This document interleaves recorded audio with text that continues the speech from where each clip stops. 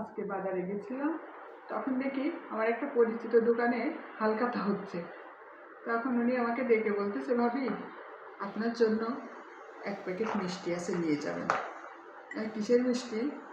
তা বলতেছে কি, আমার দোকানে আমি আজকে হালখাতা করছি। উনি দাওয়াত দিলেন না তো?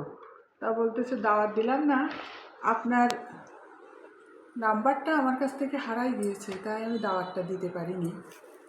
কিন্তু আমি আপনার কথা মনে করেছি অনেকবার, বাসায় যাওয়ার চিন্তা ভাবনা করছিলাম, কিন্তু বাসায় আর যাওয়া হয়নি।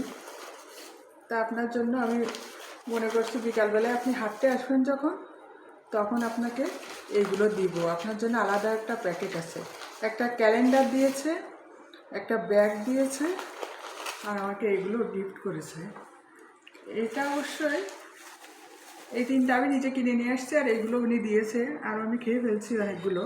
মানে হালখাতাটা হলে উনি অনেক কিছু দেয় থেকে।